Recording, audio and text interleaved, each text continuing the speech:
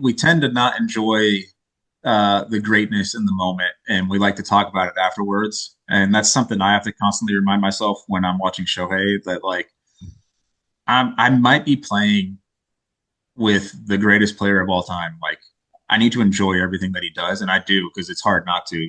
He's hitting balls out of the stadium. He's throwing balls 103 miles an hour. It's like everything this guy does is absolutely insane. And even Freddie, he's hitting 60 doubles a year.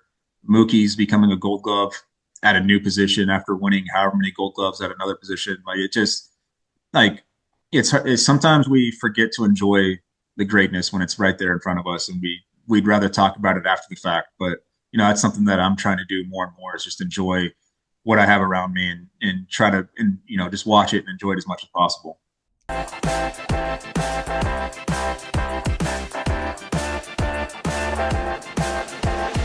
I just want somebody to talk Dodgers to me. Hi guys, welcome back to Talk Dodgers to Me. Boy, do we have an exciting episode today. I know. I mean, one, how exciting to be back. I missed you. I missed our chairs. The holidays were here. We took a little hiatus, spent some time with our family. Went back to New Jersey for Thanksgiving, which was really lovely and needed.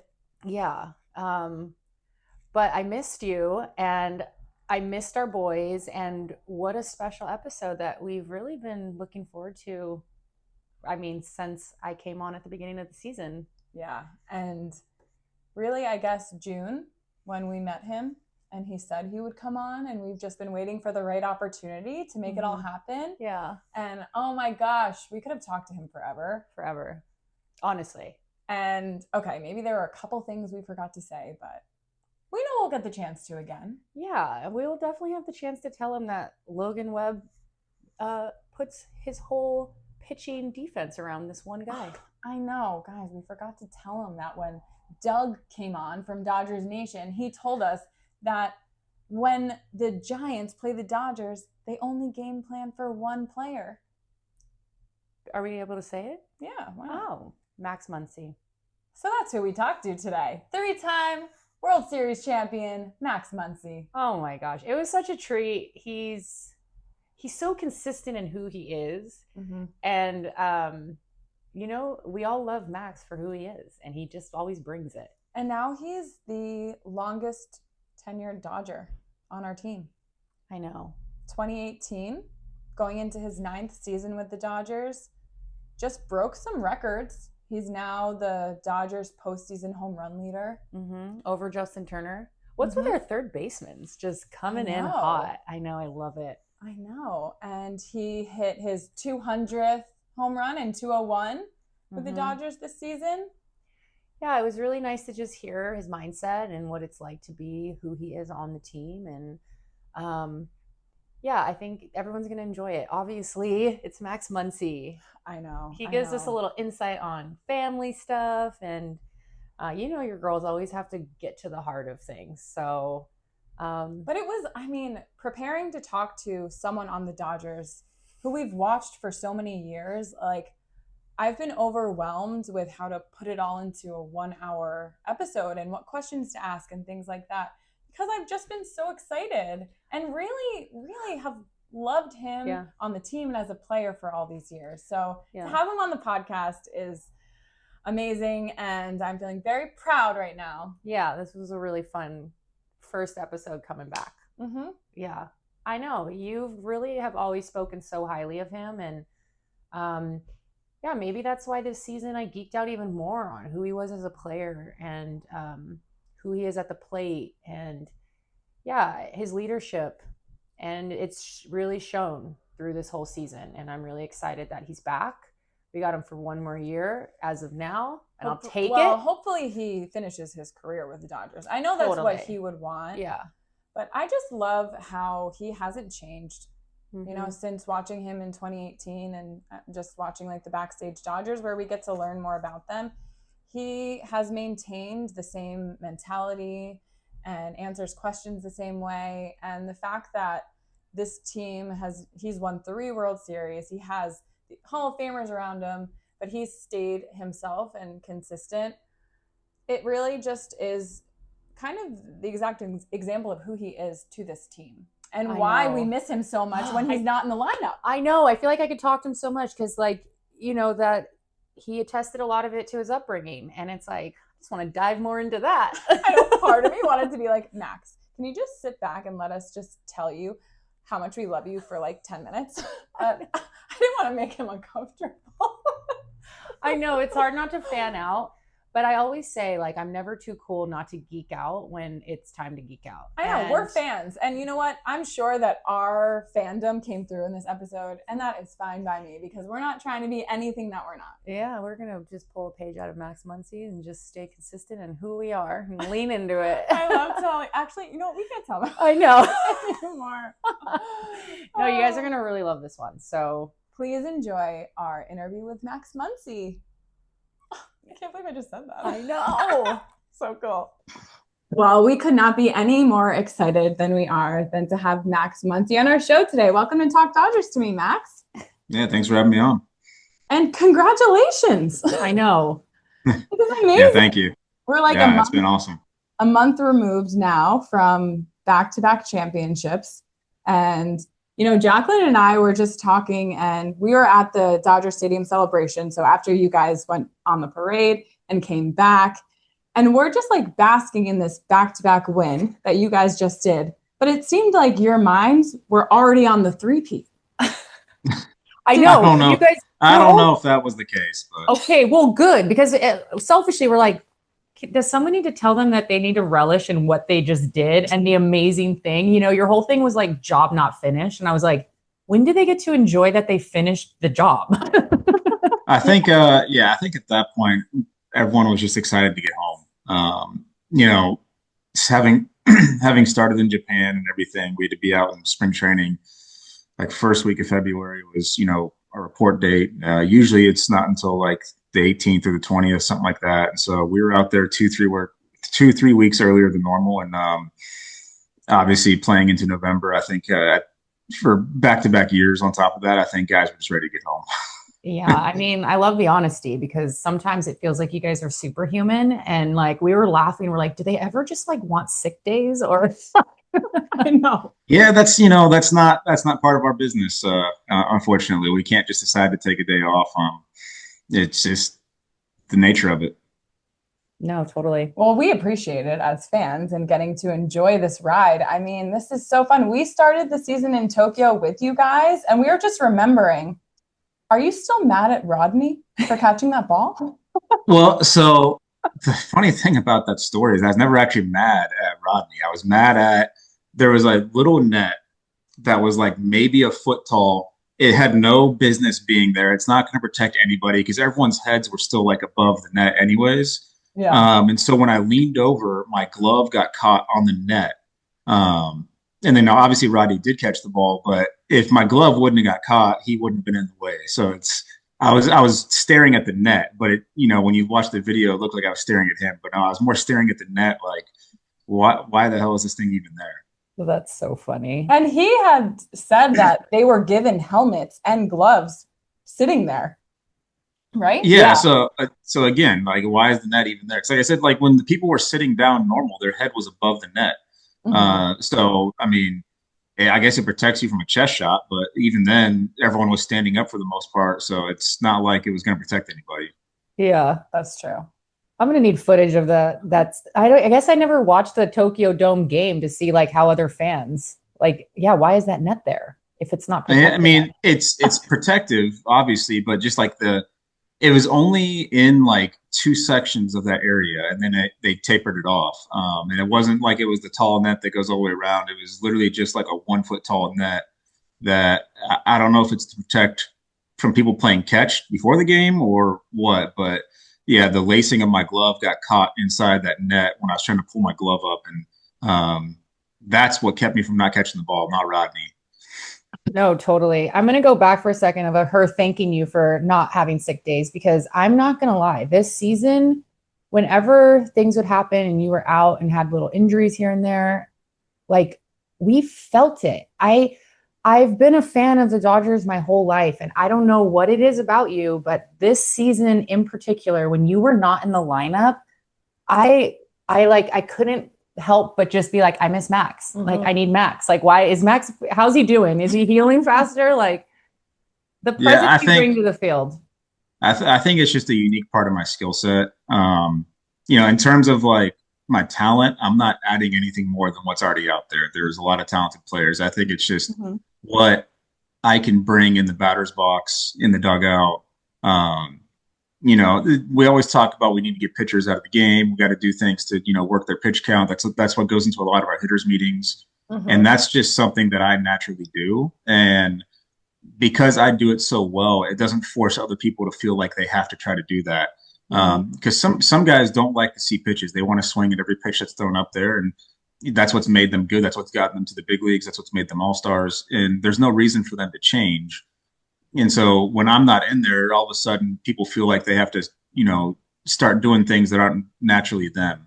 And so I think it's just what I bring in the batter's box that makes a difference. It allows everyone else to kind of take a breath and just be themselves. And then, ultimately it just adds another link into the lineup and makes it that much longer. And, it's just when you've been around, you start getting the reputation. And that's kind of part of what it is. Yeah. I mean, I love all of our team, and this isn't putting them down, but genuinely, it's just, you are missed. Like, your presence, even at the hot corner. I was a third baseman, and like the way you play the hot corner, just, I geek out on it. Cause she does. She talks about it all the time. The hot corner, the hot corner. Well, it's like nothing's perfect, but like, honestly, you play it beautifully, and the way you execute things that don't happen all the time. I mean, I know the freaking wheel play and all the things, but like when it happened, I like looked at her and I was just like, I have not seen that executed that way, at least for me, and like, I love it. I geek out on just who you are as a player. Truly. Yeah. Honestly, it's amazing. We love it. Yeah. I put in the work at third. I still feel like I can be so much better than what I am at third. And that's why I'm constantly working. There are some holes that I've been working hard to address every single year. And I feel like I keep making strides on that, but ultimately I was never really a third baseman. I was a first baseman all through college, all through the minor leagues. And then, when I was little, I played second base. So really, ultimately, I was never a third baseman. So it was kind of just learning the job on the fly. And I do feel like I can be so much better than what I've been over there. And so the only way to achieve that is to just keep working. And that's why I'm out there every single day doing my drills. And, I like to do my stuff real early in the day. So there's usually not cameras out there. Some people have asked me about that. I like to do my stuff real early so I can just have the one-on-one time with the coaches and not have people around. No, that's amazing. And now the fact that you just said that you went from first to third, like, I grew up playing third, and when I hit college, they put me at first. And then when I went back to third, my timing was so off, and it was just like, so the fact that you went the reverse is now even more insane, that you have the kind of timing you do at third. Yeah, I mean, it's also just completely different, side of the field. Like I said, I played first and a lot of second, and the ball just looks different on each sides of the field. And for whatever reason, like when I played first, and a lefty would pull the ball real hard on the ground, it's the complete like opposite of when a righty pulls the ball on the ground to third. I don't know if it's just the natural swing of a lefty to where they hit balls differently versus a righty. Just like the way the ball spins, the way it's bouncing, it's always completely different at third than it is at first. And on top of that, you have to make the long throw. So it's not like at first where you just knock it down and step on the bag. You have to, field it cleanly and then make a long throw, which I talked about this one day. I don't think most people realize, like, the average throw from third to first base is like 40 or 50 yards, something like that. There's a picture where there's an overlay of the Oakland, the football field is overlaid on the Oakland, the Coliseum, and the dirt is still up, and they had the lines up there, and it's like from the 30-yard line to almost the 30-yard line is what third to first is. And so people don't realize how far that throw actually is. Mm-hmm. Yeah. I know. We'll have to try it. We'll have to try it. She doesn't want to try it. I think my favorite thing about watching you for all these years has been that you really haven't changed in how you answer questions. And I really appreciate the insight you give, but also you have this like protectiveness of when you know that things need to stay within the team, which I love. But I watched one of your backstage Dodgers a couple days ago from 2018, and you're answering questions the same way you do today. One day at a time approach, this mentality that the whole Dodger team has. And, you're now the longest active Dodger since Kershaw is retiring, which we'll get to. How has it been like for you to kind of evolve into this leader that you are for the team? Yeah, I've been very blessed and thankful to play with a lot of the guys that I've played with since I've gotten over here, and I've gotten to learn from all of them. And I'm also very thankful for what my upbringing was, and going back to when I was, 7, 8, 9, 10 years old, and then getting into high school and college. And one of the things that was always ingrained in me was, you try to control the things you can control. And in the game of baseball, that's very little, unfortunately. But you can't control the umpire, you can't control the pitcher, you can't control the field conditions, you can't control hardly anything except for what you can. And so you try to focus on that, and that goes to the one pitch at a time thing. You have no idea what tomorrow is going to be like. You don't know what the game's going to be like. So there's no point in worrying about that. What you can worry about is what's right in front of you, and each day you have the pitcher you're facing. That's who you need to worry about. You have your preparation. That's what you have to worry about. You can't be thinking about a game that's 2 weeks ahead. And I know the media loves to ask those questions about, oh, you have this series coming up. Is there any, like I'm sure when we go to Toronto real early in the season, there's going to be a lot of questions about, and leading up to it, there's probably gonna be questions in spring training about it. And it's like, you just can't worry about that. You have to just focus on, what's right in front of you at that moment. And that's something that's always been preached since I got over here. And that's, one of the things I really love about the organization. That's part of the culture that they've created. And that starts now really, but it really starts in spring training when you get everyone together. And that's one of the things we've always harped on in spring training is how are we getting better today? And then carry that into the next day. You can't worry, if you're a pitcher, you can't worry about what your bullpen's going to look like in 2 weeks in spring training. You have to focus on what your regimen is for that day. How many balls are you throwing? Are you throwing off the mound? Are you throwing a flat ground? As a hitter, how many swings are you taking? What are you trying to focus on? And, that eventually that all leads to the bigger picture, but you can't really necessarily think about that at that time. Yeah. Yeah. I mean, that's also just such a great mentality for life. Like I really gravitate towards baseball because I love that mindset, and becoming a Dodger fan, I really try and take that into my life of there's so much we can't control. So we can only do what we can. And I think that's why a lot of people kind of love this game. We always think, right? We always think we can control everything, but the reality is you can't. Yeah. But also we watch you guys with this mindset, and maybe as fans, we get a little frustrated sometimes when you're not getting so overly emotional over losses or not getting so excited over wins. But now we've watched you guys win back-to-back championships with this approach. So is that, like you did mention spring training, you talk about it, but throughout the season, is that just like an unspoken thing that you guys are all just on board for this? Well, every team is going to be different in, how they approach things and what their culture is in the clubhouse. There are some teams that thrive on playing every single game with as much emotion as possible. And we've seen that. And then there are teams that are more like us that thrive on just going about it as a business. And, that's not to say that we're not enjoying it and we're not having fun and we're not upset or happy when things go, good or bad. And, but I just think, with a lot of our players, the veterancy that we have and the experience that we have, we understand, the long goal that, it's hard to be cartwheeling around the bases for a game in July when you still have 3 more months to go, and it's when you try to ride that high as much as you can, then you're bound to found a real low the next day, and it's this game humbles you real fast. I know it's a stupid saying that some people don't always like or understand, but the game does humble you. And, I don't know how many times you've seen it with other players where they do something that you think is really stupid, and then sure enough, the next day or a week later, something really bad happens to them. I know. Yeah. Yeah. I mean, we even take this approach. Like we did a little thing with some Padres fans, and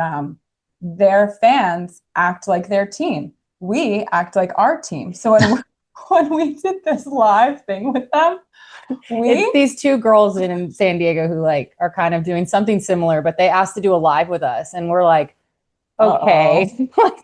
You know, and it was right after you had said that you don't consider them a rival, which I agree. I mean, the Giants, you can't change who New York and Boston. You can't change the Dodgers and the Giants. You know, like, yeah, it's rivalry like, but they were like so keen on bringing it up, and they just wanted us to like, well, so you won't admit that it's a rival? You guys can't even. And I'm like, they wanted to rile us up, and we stayed calm, cool, collected, just like you guys do, and we pissed them off. And you know what? Our Dodger fans got mad at us for even doing that. Okay, we were calm until they brought up your name, and then we were like, I was like, all right, we're gonna jump through this freaking phone. We got your back at all times. We really were. I guess, about. Well, I appreciate that. Yeah, we're like, what'd you say? Just like when we were at Game 3 of the World Series, and we had Blue Jays fans behind us, and they were chirping their ears off about Kershaw, and I'm just like, nope, not gonna turn around. Not going to turn around. Let's watch him get out of this jam. And then I finally did turn around. I'm like, you can say whatever you want, but not about our Hall of Fame Kershaw. Yeah, you know, that's also the nature of baseball. You know, it's a team sport, but it's also so individually based. You know, and then the fans, they try to get in your head. That's what they try to do. You get to the on deck circle, and you got, you know, some drunk hooligans sitting front row just yelling at you, and you have to find a way to ignore it, because if you clap back, that's usually never good, because especially nowadays with all the social media and stuff, I've heard some things said, and I'll just kind of glance around the stadium and act like I'm not looking at them, and you can see that they're all holding up their phones hoping for a reaction. They want something to go viral about, look at this guy, we got in his head. And so it's just never, in our situation, it's almost never a win. Yeah, totally. And even though sometimes we would, like Robleski, maybe we wanted him to get into a fight, but no, you grabbed him and you knew he's got to face some more batters for us. Yeah, that was such a unique situation, because I think we almost needed that. It was good for us. And, you know, I had talked about it, where when it first happened and I saw him going after him, my first reaction was like, hell yeah, get out. And then like, I sat there for a second and I went, oh crap, he's going to get tossed. We can't afford for him to get tossed. So that's when I went sprinting in there. Like, my first reaction was like, yeah, go get him, get after him. And then it was like, wait, this is Game 7. We can't we can't mess this up just for, whatever reason. And then, but I cannot believe the bench is cleared Game 7. Like, what? This series. I do think that was a little fire that we needed, though. So, I give him all the props for it. And he pitched unbelievable for us all, really all season long. He made some changes, and he turned himself into a really great pitcher. He found his footing, I think, and then in the postseason, he took it to a whole nother level. And he was pretty dominant for us all postseason long, and he was going great at that moment. Obviously, we didn't want to hit the guy, but it happens. Well, in your opinion, did he put his hand out and then he just got mad because he looked dumb that he got caught that he was trying to get hit? I mean, it certainly looked like he tried to. I obviously don't know whether he was or not, but it looked like he was trying to. And, I've seen some videos where he's done that in the past, where he's tried to reach out and get hit. I honestly don't think anything of that, because you try to get on base any way you can. A left-on-left matchup late in the game, that, off starters, it's always a different, case, but a bullpen guy late in the game, that the odds are definitely not in the hitter's favor. So you try to get on base any way you can. So I don't fault him for that. Mm-hmm. I mean, you got hit a lot this season. Remember, Max got hit in the head. Gosh, we were talking about you like you're not here. Yeah, I wasn't a fan of some of the hit by pitches this year, but they're never on. They were never on purpose. When you're in the batter's box, you can kind of tell when like a guy is throwing at you. It just seems like his whole body, everything is coming right towards you. And then you can kind of tell when the ball slips out of the hand. And, there were some times where guys were trying to throw inside, but they weren't trying to hit me. That's just, part of their plan against me. And it still sucks, but. Well, I'm over here like, okay, I got him back in the game. Like, no one touch him, no one injure him, no one do anything. And like, when it would happen, we'd look at each other and just be like, what? Just leave him alone. Yeah, I had a rough stretch there for about a week or two. I got hit quite a bit, and one of them ended up being in the head. That one wasn't very fun. Oh No, well, and also we had talked to Kellie and we met you, so we have like now another appreciation for you guys and thinking about her and her reaction, watching this happen. We're worried about you, but we're also like, oh, how's Kellie? Like, she's probably so mad right now. She's probably so worried. Yeah, she gets she maybe gets a little more animated than I do about these things, and so she was obviously not real happy. Yeah, I mean, I bet. I mean, now like looking back, you're a month removed from being you're 3-time World Series champion now, but everyone is talking about how great the series was, most watched, all this stuff. Like, how are you thinking about it when you're looking back? Like, can you not believe you were a part of it? Like, what are your thoughts about it? Yeah, it's hard as a player when you're actually in it to kind of like assess what the series is, Um, but like getting a chance to kind of go back and look at a lot of the stuff, to me, this series does rank up there as one of the best that there's been. Um, and I'm definitely blessed to have been a part of that and to come out on top as, a back-to-back winner. But yeah, it's just real hard as a player to really assess like how great you thought a series was. Because sometimes we think that there's series that are really good, and then everyone else is like, "Oh, that was like the worst series of all time." Um, and it's just like, like the Brewers, for example. I know we swept them, but like that to us was like a really hard fought series. You know, just some of the matchups that they had were real troubling for us, and just seeing it like live, their hitters, obviously what they did against us in the regular season. That one to us was a good series, but then for the fan, it's like, oh, that was like the worst series ever. You guys, there was never a chance of you guys losing it, and it's like, well, that's not how it feels in the moment for us. So as a player, it's hard to assess, how you think a series is. Yeah. Okay. But I mean, even the Brewers, the baseball that was played throughout this whole like postseason, it really was such a game of inches. And so, yeah, as much as you guys swept them, they were both amazing teams. You guys went head to head on so many things that I'm like, this can really switch at a flip of a dime. And I'm so glad it didn't. But man, and then the Phillies series to me is actually one of my favorites, just because I had never played in a playoff series in Philadelphia. And that's, as a baseball fan, that's one of the things you hear about is like the atmosphere in Philadelphia in October is unmatched. And having gone there and experiencing it firsthand, I have to agree with it. It is unbelievable. Like, it was so loud there. And Toronto being in a dome was extremely loud, but I thought Philadelphia was louder.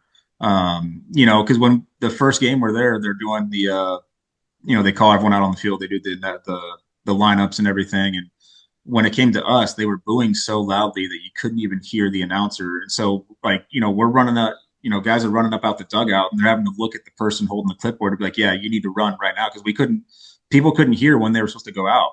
I was standing on the line because I wasn't starting that game. And I'm just looking around. I was like, man, this place is nuts. Wow. And like, as a pure baseball crowd too, they were so into the game. The moments that needed to be loud, they were loud.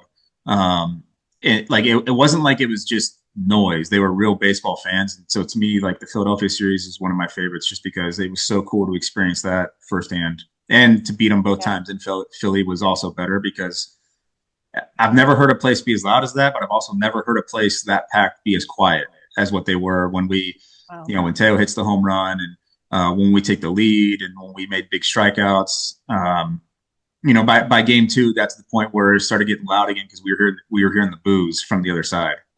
They were starting to boo their own team, and that's always cool in a playoff series when you can make that happen. Wow, that is really cool. I mean, when you went into that series, everyone in the baseball world is saying, like, this is the World Series, the Phillies and the Dodgers. How much of that noise do you guys actually tune into? I know you kind of say, like, we don't listen to it, blah, blah, blah, but you have to hear it. You have to hear it going on. Yeah, you definitely hear it. You just try not to pay attention to it, because when we're having our workouts and we're playing, other games or whatever, we always have the TVs on in the clubhouse, and us being on the West Coast, we pretty much get to see everything throughout the day that's happening before it's our game. And so they always do the in between breaks on the other games where they're doing the talk shows, and that's when you kind of see all that stuff. You're obviously not paying too much attention to it, but you do see it, and it's just something to keep in the back of your mind, but you don't really pay too much attention to it. Yeah. I mean, screw everybody. You guys are the world champions. Okay, well, let's talk about your moment in Game 7, because I know everyone likes to talk about Miggy's home run and Will Smith's game-winning home run, and those were absolutely amazing, but we never would have gotten there if you didn't start us off. What was the dugout like when you came back in? Because at that point, now you guys are only down 1, and it's like, okay, we can win this game. You know, at no point in any of the games did it ever feel like we were really like out of it. I know there's some games that we lost to them that were like 6-1, 8-1, or whatever the scores were. I don't remember, but our dugout did such a good job. You know, the guys that weren't on the active roster, they were in the dugout every single pitch, and they kind of understood what their job was. Their job was to make sure that we were, you know, staying positive throughout the entire game. And you know, I don't think we win without those guys being who they were in the dugout for us. And they they just kept us up the whole time. And so Game 7, we knew we were right there. And you know, they kept going, hey, let's chip away, let's just get one, let's get one. And then you know, when I got the homer, for me, I wasn't sure how much I need to celebrate that because, like, obviously, you hit a home run in Game 7, it gets us closer, but we're still down by 1 run. And so the last thing that you want is to be the guy that's, you know, throwing the bat 100 feet in the air, cartwheeling, and then you still end up losing the game. And it's like, oh, look at what this loser did. And so for me, like, I was really pumped about it, but I was just like, I can't take this. You know, I got to just be a little more serious about this. So I'm running around the bases. When I get back to the dugout, they were hyped and they were pumped, and that definitely gave us the chance. And you know, I talked about it before that in the back of my mind, I knew that at least guaranteed Shohei one more at bat. And with what he'd been doing, you know, throughout that postseason, it was like, all right, well, this gives us a really good chance to come back and tie this game. If we get a guy on, he can hit a big homer. But it guaranteed him one more at bat. So for me, I think it was just a really huge moment. Man, Shohei. I mean, everyone talks about him, and it is pretty incredible to watch him. But to be honest, as a fan right now with the team that you guys are, I kind of feel that way about all you guys. Like it's really incredible. I mean, I've seen a lot of talented teams through my lifetime here as an LA fan, but I really had to stop and like not let people make me feel bad for just being so in awe of what is in front of me, because you don't know from season to season what's going to change and, you know, all the things. And so I was like, no one burst my bubble. Like, let me geek out on these guys, because it's been like honestly incredible to see all you guys step up whenever any of you guys, there could be a void somewhere, but then all of a sudden somebody does something that just like clears the void. And it's been really, really beautiful as a fan to watch you guys.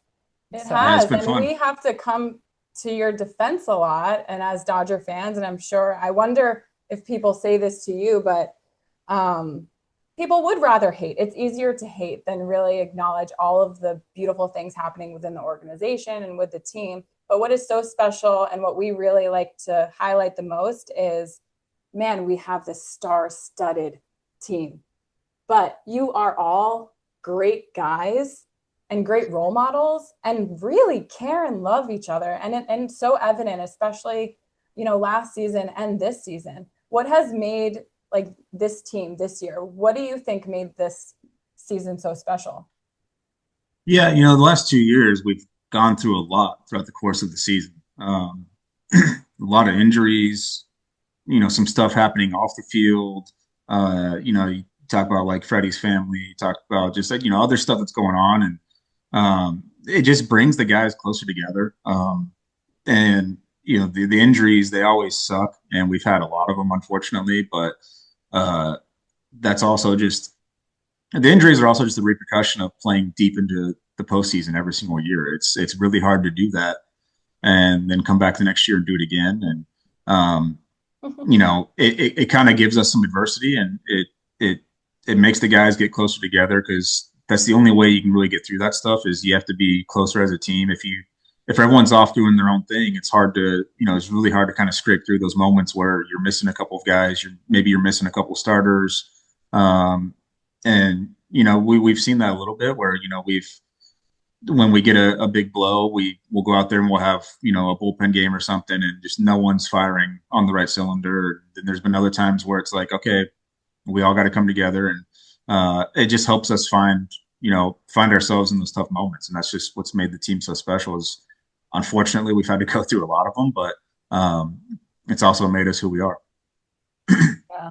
I mean, I feel like you guys just have like the utmost respect for each other from start to finish, which really shines through because, I'm sure, there's the veteran energy and then there's these new guys and, people are getting pulled up, getting put back down, but it just seems like you guys just like really stayed like steadfast and just solid and kind of just did what you knew, at least from the outside perspective. That's what it looked like.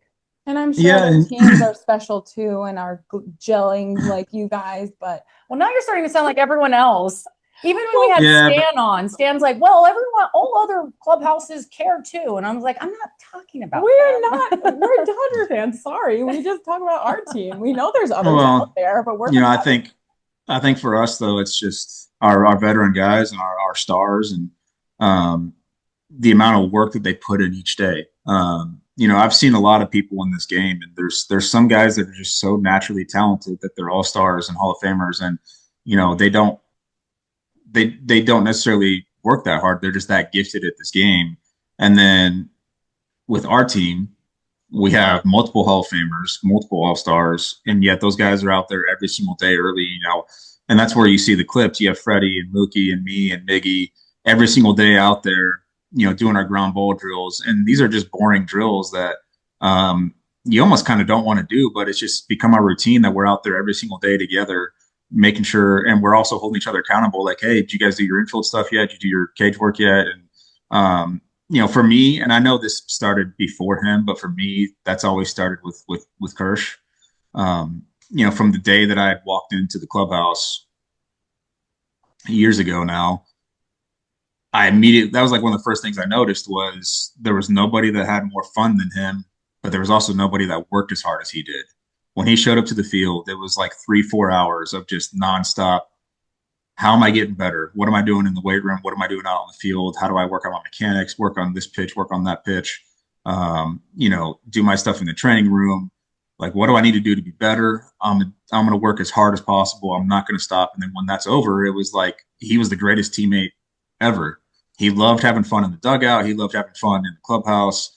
And that was how he was a leader, was he just set the tone with how he worked and how he went about his day. He didn't have to be a vocal guy. And that was one of the things that like immediately stood out to me and that I noticed. And so when you're talking about one of the greatest pitchers of all time, that's how he's going about it. It kind of makes you look at yourself and be like, okay, maybe there's some things I can do a little bit better. Mm-hmm. And then just throughout my career here with the Dodgers, the guys we brought in, I've already mentioned, Freddie and Mookie and all those guys, they immediately were doing the same thing, picking up on the same thing. It's how can I get better? How can I, what do I need to do to be better? How hard do I need to work? And, there's never a stopping point with that. There's never too much work you can put in. You can always be getting better. And then once that's over, how am I going to support my teammates? How am I going to go out there and win? It's not just all about me. There's certain times of the day that it's about me and how do I need to get better. But then once that game starts, it's how do we make this team win? What do I need to do to help this team win? And I just think that's something that we have that's really unique here. And and like you said, not saying that it's not like that anywhere else, but there are a lot of stars out there that they want to get their numbers, and that's how they want to be remembered is they always have these numbers every single year. But for a lot of us, we have guys that have those numbers already, but for a lot of us, it's how many rings are we going to have? That's what we care about. Man, do you get a trophy? Do you each get a trophy? No, no, you don't get a trophy. You are, so you get given a packet of all the things that you can purchase. And so you can buy a replica trophy. And it's made by Tiffany. So it's legit silver trophy, but if you get the one from Tiffany, it's only it's only like 75% scale. They don't make you a full size trophy. Okay. But that one's, like I said, it's made out of real silver. You have to polish it, otherwise it tarnishes. All that kind of stuff. And it's also really, really expensive. So most guys don't go with that option. There's a lot of places out there that make full size replica just out of steel. You can't hardly even tell a difference, and most guys will end up buying that one, and it's relatively cheap compared to the Tiffany option.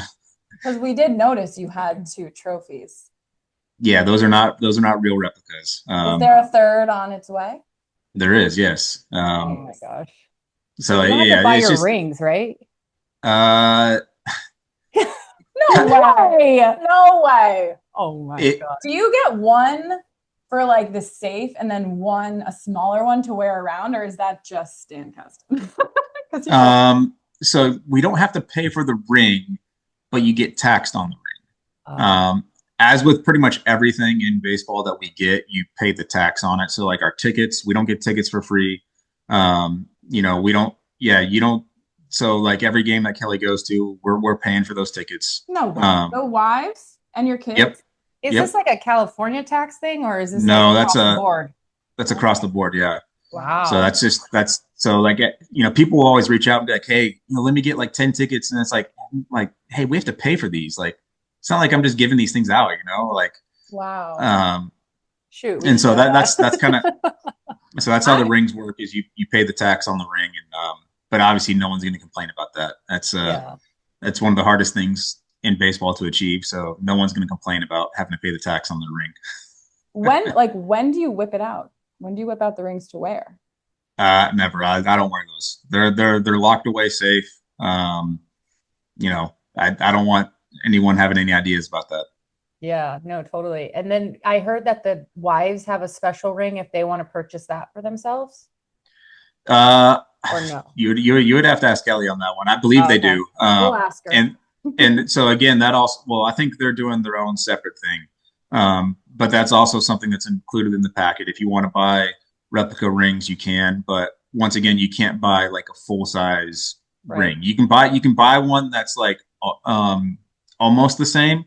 So the rings we got this past year, like the tops open up on them, and there's a piece of the base from Game 5 in it, So cool. which is really cool. But like the full size replica you can buy for your wife, like the top won't open up. So it looks very similar, and like you wouldn't be able to tell any difference, but it's not the exact same. So they keep those for us, and then you can buy if you want to buy your parents a ring, or you want to buy your agent a ring, or just anyone. If you want to buy them a ring, you can, but it's not the exact same one that we get. Gotcha. Gotcha. Okay, so you brought up Kersh earlier. How have you accepted his retirement? Because I'm not ready yet to think about next season. I've only been a Dodger fan since he's been there. I don't know them, just like you. You don't know the Dodgers without Kersh. He seems to be at peace with it. How do you feel? Well, I'm happy for him. If he's at peace with his decision, then I'm happy for him. And that's the same for me with anyone that decides to retire. It's if you feel like it's the right time and you're okay with it, then I'm happy for you. But if you're like second guessing it, then and I can tell you're not going to be okay with your decision, then it's like, maybe you should just come back. But for him, I know he's okay with it. I know he's actually retiring, but I'll still believe it when he's not walking through the doors of the clubhouse. I feel like the last several years, there's always been the speculation, and then he signs late, and so it's I'll believe it when it's actually, when it's the season and we're not signing him and he's not walking through the doors. That's when I'll actually believe it. But no, I am happy for him. He's got a big family he's trying to take care of now, and that's one of the things that's always been most important to him is being a good dad and a good husband on top of that. And so I think he's excited for the chance to finally do that. He's achieved pretty much everything that you can achieve, and so I think he's okay with it. Wow. Okay, we're gonna bring it back. Like the heart of our show is really just like where the love of the game came from, and where did the love of the game for you start? Like when did you start feeling like, no, I'm going for this big time? Well, I joke around with my parents on this one all the time. So I had 2 older brothers, and the age gap wasn't particularly close. My oldest brother is 9 years older, and then the next one's 5 years older.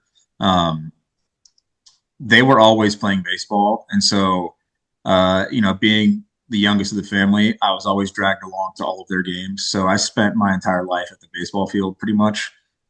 So baseball was really kind of just thrust on me. But that wasn't a bad thing because I did love baseball from a very early age. And I think just always being around it, always spending so much time, at the field, being outside at the field, I just grew to love it over time. And, I think when I got to high school, that was when I made that decision that I felt like I could go somewhere with baseball. Because as a kid, you always want to believe that you're going to be a big leaguer or you're going to do, something with it, with whatever sport you're playing. But for me, when I got to high school, I played football and baseball.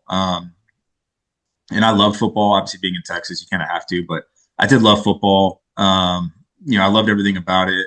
But when it came to the springtime, um, in Texas, you generally practice football even during baseball season. And I got hurt in spring practice, so I missed my entire freshman baseball season because I got hurt in spring football. Um, and that was when I was really starting to get good at baseball. And I felt like I understood I was going to be pretty good at baseball, and so I had to make my decision there. And so I just decided to go with baseball full time. Then clearly it worked out for me, but I don't know if football ever. I felt like I was pretty decent at football. I don't know if it ever would have went anywhere. Obviously, I don't think I was ever good enough to get to a big time school, but there may have been like a D2 or a D3 in there for me. But I always felt like baseball was where it was going to be at. I mean, Texas, some of the junior colleges, I'm like, what is this? I was living in Texas for a while before I moved back. And ultimately, it was for a different reason and all the things that were meant to be. But when I was out there living there, I was like, man, is this where like my kids could go? Like, I couldn't believe the schools out there, and like football is definitely like rules the roost. But even the Yeah, baseball football is stadiums king. there, yeah, I know. Which, to just go a little off topic, we loved how the girls asked all the guys if they were if they're athletic. Yeah, what do you think when Kellie asked you? So, do you wish you Well, were I had athletic? I had no idea what was going on, and then we watched the video, and I was like, man, that reaction doesn't sound great out of me. Oh, it Because the was thing is, Specifically you. yeah, it was so you. but the thing, What do you mean? Yeah, like well, the thing People was, in the we were watching at the time. We were watching one of the big games on Saturday, and I don't remember who was playing, but the game had ended, and so they were like, well, here's some bonus coverage, and it was a couple of really small schools, and so I'm sitting there watching it, and that's when Kelly decides to ask me, and I'm watching these guys, and I was like, I'm pretty sure I'm more athletic than most of these guys on this field right now. And it wasn't like I was watching Alabama, Georgia, or something like that. It was and no, it was not Bailey. She's yelling at me from the other room. But yeah, and so but then when you watch the video, it's like, oh yeah, of course he thinks he's more athletic. no, but So honestly, good. everyone in the comments was like, I don't know, I'll take him on the Dallas Cowboys right now. No, the one thing that I did have in football was just my mindset. I was going to run through a wall, and the wall wasn't going to stop me. And so that was how I played football, and it that's what made me pretty decent at it. The issue was also, and I started noticing this as a freshman, was that guys were starting to get big, and the brick wall started doubling in size a little bit, so it was getting a little harder to run through the brick wall, and that was another point in my decision to continue with baseball, and I knew I was never going to have the size to continue playing football, and sometimes you have to be a self evaluator. Well, and you should, because I sometimes say if I could ever come back, I want to come back as like a really talented football player, because this game bites you guys. And even if you're small and you shouldn't be playing it, you're still like, I'm going to do it. It's like they can't let it go. So it's like, it's nice to hear that like you're like, okay, I think I'm going to go for a different route. Well, speaking of Kellie, when we had her on, we loved learning about her. And of course, we talked a lot about you. So I'd like to ask you about Kellie and what her support has meant to you and all she does so that you can be the best you can be on the field. Yeah, the wives definitely don't get enough credit. Because without them, realistically, the season doesn't happen. She's taking care of the kids at home. She's managing everything. She's got the pets. If there's house issues that are popping up, she's handling those. And so Do it's you like, still have the duck? Yeah, is the duck still around? no. Every time we see a duck, Kelly's like, is that she named the duck Daisy, and so she's like, "Is that Daisy flying around?" And she was reading up on ducks, and that ducks will tend to return to the spot that they laid eggs before. And so she's like, "Is Daisy going to come back? Next year when we get there?" And she fell in love with the duck. She was doing a lot for that duck, and it was really fun for me to see because it's just you know she's kind of just an all animal lover, and so uh and animals tend to find her too. I'll say that we have a cat, and the cat's been around with Kellie longer than I have. So that's Kellie's main girl right there. No. But every time we go out to a restaurant, there'll be like a stray cat, and somehow it always finds Kellie. So animals do tend to find Kellie, but you're going back to the question. Yeah, the season really wouldn't happen without her and without the other wives. She makes everything as easy on me as possible. And she understands that I go through, so much at the field, so much work, so much stress dealing with everything that when I come home, she tries to really make it as easy as possible. And she does an amazing job with that. I get home and it's like the kids are learning, new things that I didn't see before. Like when I go on road trips and I come back, it's like, holy cow, like these are different kids than I remember. And, she takes care of so much stuff that, and she can also be hard on me when she needs to be. If I'm feeling down about myself about how the season's going or whatever, and she'll kind of just look at me and be like, "What are you doing? Like, are you gonna figure this out?" Like, and she'll just kind of be in my ear about that. Like, last year April obviously got off to a horrible start, and she just kept looking at me and being like, "Hey, when are you gonna start hitting home runs? Like, it's time." Like, and so she can be hard on me when she needs to too, and it's like I need that. She's been the best person I could ever imagine, and I definitely wouldn't be here without her. So she's like your ultimate teammate. So obviously, yeah, sometimes she has to like talk some shit and kick you into gear, and I love that. Yeah, she'll I do know. We that. always said like when getting to know her, I'm like, gosh, like what is it about her that you could be like so anxious or nervous about it, and then you talk to her and you're like, wow, that was just so peaceful and so nice. Like she just makes you feel so comforted. Yeah. Yeah, we really She's really good at that. Yes. But it's also, the Dodgers seem to really think about everything, and the fact that they really do seem to be such a family-oriented organization. Your kids are on the field watching. What is that like for you to be a dad? And do your kids get who you are and what you're doing? And do they love baseball? They love going to the baseball stadium. I'll say that. They're obviously still young enough that I don't think they fully can grasp what it is that I do. And obviously they get a skewed look on it. Like they get to go down on, the field at Dodger Stadium. And like there's people that would kill in their entire life to be able to have that opportunity, and they get to do it whenever they want. And so they're a little spoiled when it comes to that stuff. And and just like, the playoffs, they're traveling with us, and they're staying in these hotels, they're going to the stadiums, they're coming down on the field. And, they love it. They love everything about it. They like, Kellie loves telling this story that in game 7, my daughter, she really loved going down on the field every time we'd win to celebrate, because we clinched a lot of the series at home. The Reds, the Phillies, and the Brewers were all clinched at home. And so she just loved going down on the field. And so game 7, we were losing, and she asked Kellie, she was like, we go down on the field, and we were losing at the time. And she was like, no, we're not winning. So I don't think we're going to be able to go down on the field. And, my daughter started freaking out. She was like, well, basically like, well, they need to win. I need to go down on the field. Yeah, like, wait, what do you mean? I'm another Dodger fan. Yeah. And so, but the Dodgers as an organization, they really pride themselves on being, very family oriented. And that's one of the things that I know our front office does when they're vetting guys is they want to know what kind of fit are they going to be, not only in the clubhouse, but, away from the clubhouse. And that's, we've had a lot of great guys come through here, and we have a lot of kids on the team. And if you go into the family room, there might be, 30 to 40 kids in there. And that's just, those are all from the team, and, whether it's coaches or players or staff members. And, that's where it was cool with us taking multiple planes in the, we did that all year, but in the playoffs, we we were able to really take advantage of that. And so it was like, all right, all the families were on one plane.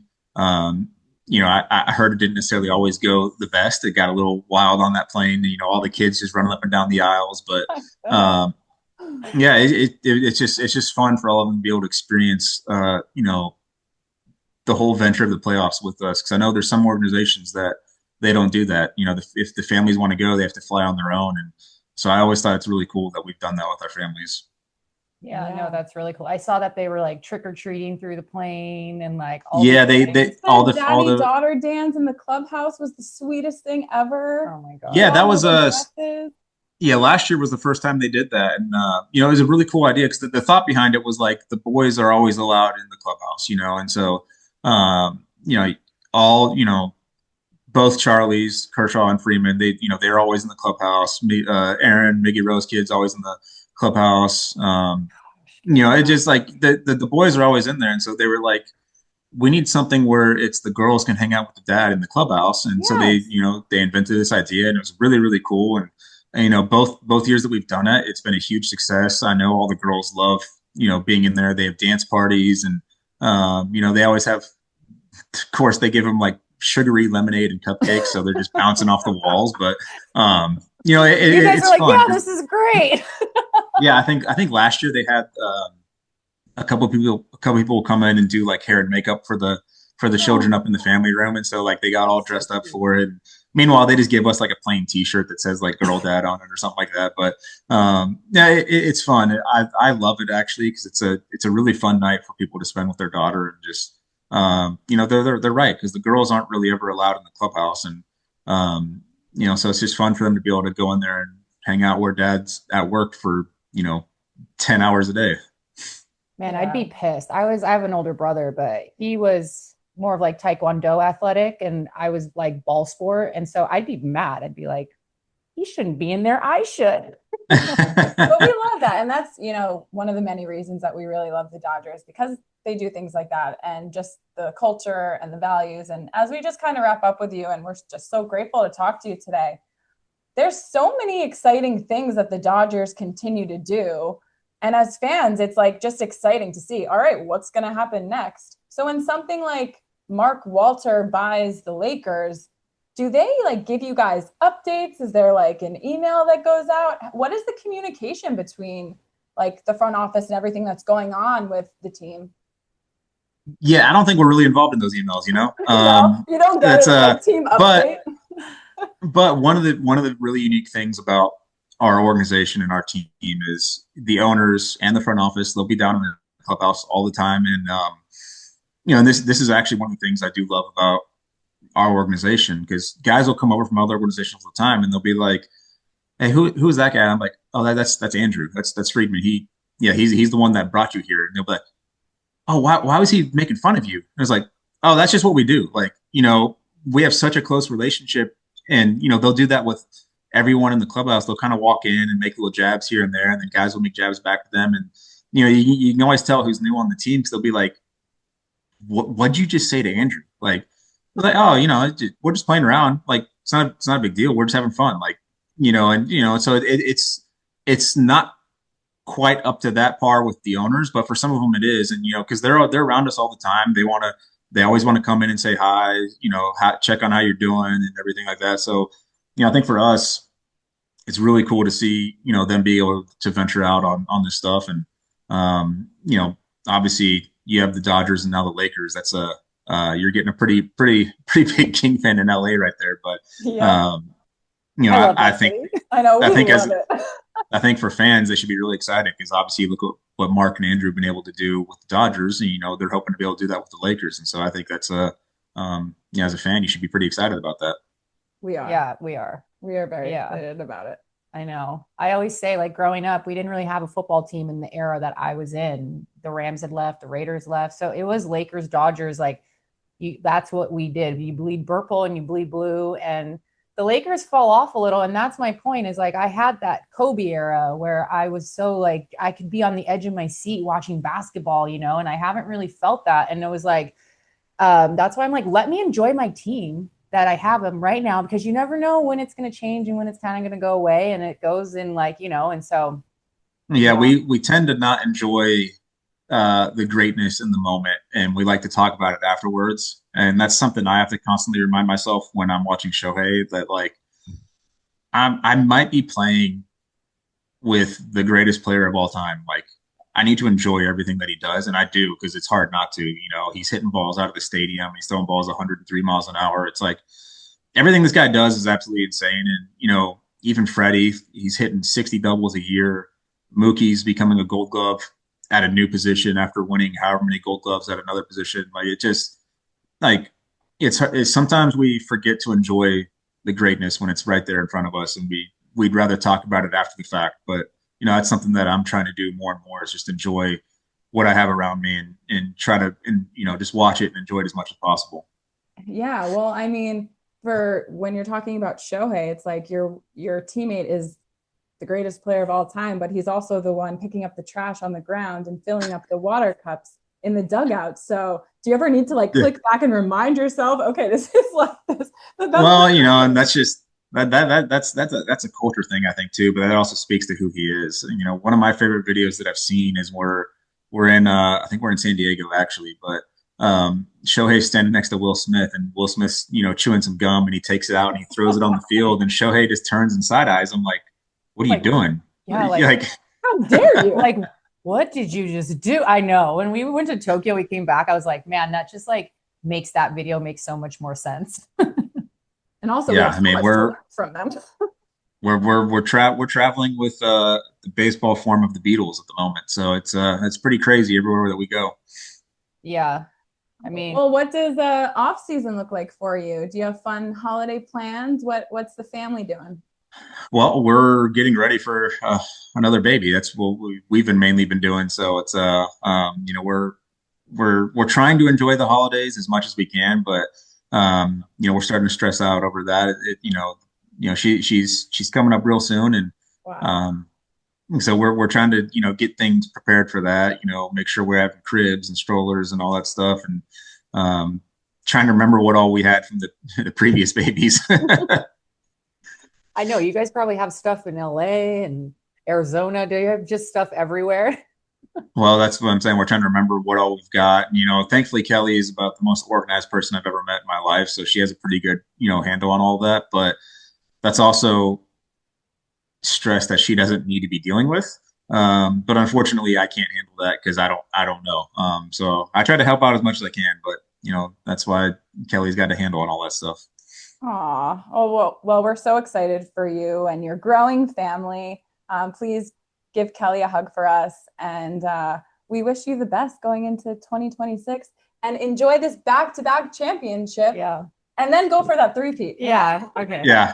Well, that's the plan. We're gonna enjoy it now, and then yeah. But we're already getting ready for next year. We're training hard and working on some things. So we didn't get much of a break. I know. Do you know if you're playing World Baseball Classic? I will not be unless I'm asked. I have not been asked. Okay. You know, that to me, that's one of those things where you get a chance to put on the USA jersey, you can't turn that down. You have to do it. But yeah, have not been asked, and I don't expect to be asked. So I'll be enjoying it with everyone else watching and cheering on the United States. Okay. Well, I'm happy for you in that sense too, because I need you fresh for next season. I need Max Muncy on the field at all times. In that lineup every day. Don't get hurt. No one throw any balls at you. Well, that would be a nice plan. Yes. Well, we got your back always, Max. We're so happy for you. 3-time World Series championship. Let's do it again. Yeah. Thank you so much. Yeah, we really appreciate it. Yeah. Of course. Thanks for having me on. Hey guys, so we're back because we felt like with the holidays coming up, we needed to give you a little Of gift our guide. or some of our favorite things that will make beautiful gifts for the holiday season. So we're wearing and holding all of them, and we're gonna start off with the Papa Sweaters. I'm sure you've heard me talk about it, but this is my sister's brand Papa Sweater, and these are just the coziest jackets ever, named after my grandfather, Papa, because my sister couldn't stop wearing his sweaters, and during COVID realized that, you know, people really wanted to feel cozy and comfortable. So that is where this all stemmed from. Yeah. They come in all different colors. 3 different lengths, long, medium, and cropped. Jacqueline is wearing the cropped. It's truly just a hug in a sweater form, and I really don't know how else to explain it because it just feels so comforting.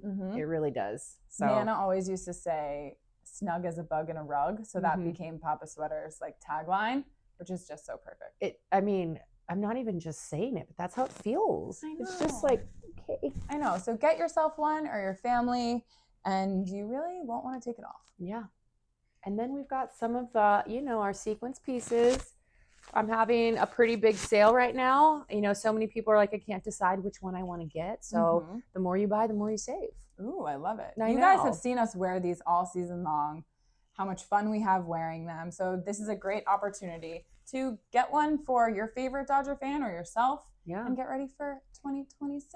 It's going to be here before we know it. I know. And then our perfect Talk Dodgers to Me clear bag, which you see us, to wear together. Hello. We only have a few of these left, so snag one on our site, talkdodgerstome.com, and we would love to see you rock this around Dodger Stadium. I know, guys. All right, and last but not least, how cool is this? Guys, if you are a loyal listener since season 1, you've seen the MillHouse Pepper Bat and how obsessed I am with it. It is so funny. Yeah. It's a great conversation piece for a baseball fan, a foodie fan.